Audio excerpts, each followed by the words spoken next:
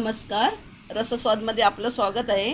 आज आपण बघणार आहोत वांग्याची कापं एकदम साध्या सोप्या पद्धतीने. त्यासाठी लागणारे साहित्य बघूया. हे एक मोठं वांगं घेतलं आहे. 2 चमचे तांदळाचं पीठ आहे, 1 चमचा बेसन आहे, 2 चमचे लाल मसाला आहे आणि चवीपुरतं मीठ आहे. आता आपण वांग्याचे स्लाइस करून घेऊया. वांग्याचं आपण स्लाइस करून घेतलं आहे. हे असं घेतलं आहे, जास्त पातळ नाही जास्त जाड नाही, अशा पद्धतीत घेतलं आहे. आणि हे पाण्यामध्ये आपण ठेवलेले आहे, नाहीतर ते असे बाहेर ठेवलं तर ते काळे पडतात. मीठ घालूया.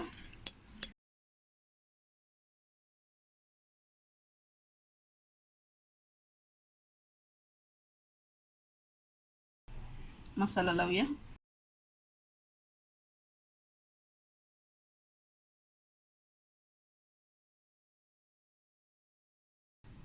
बेसन थोडं लावूया.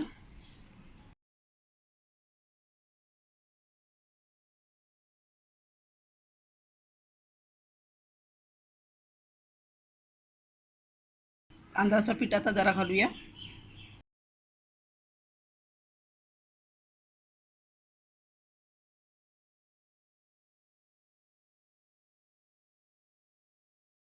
जास्त आपण जाड लावणार नाही आहोत.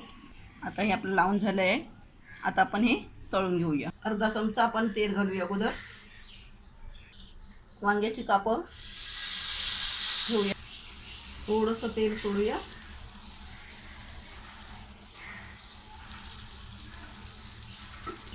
गॅस आपण स्लो ठेवलेला आहे आणि आता झाकण ठेवून देऊया.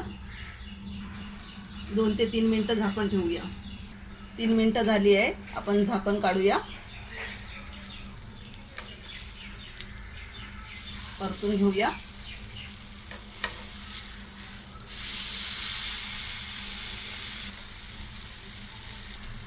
थोडंसं तेल सोडूया.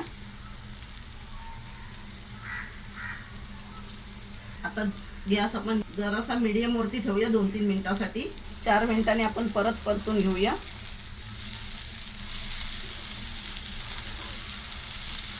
4 मिनिटं आपण गॅस मीडियम ठेवलेला. आता आपण गॅस पुन्हा स्लो करूया. वांग्याचं फ्राय आपलं आता बनवून पूर्ण झालेलं आहे. ह्याला आपल्याला 12 ते 13 मिनिटं लागली आहेत. आता गॅस बंद करूया. वांग्याची कापं आपली तळून झालेली आहे.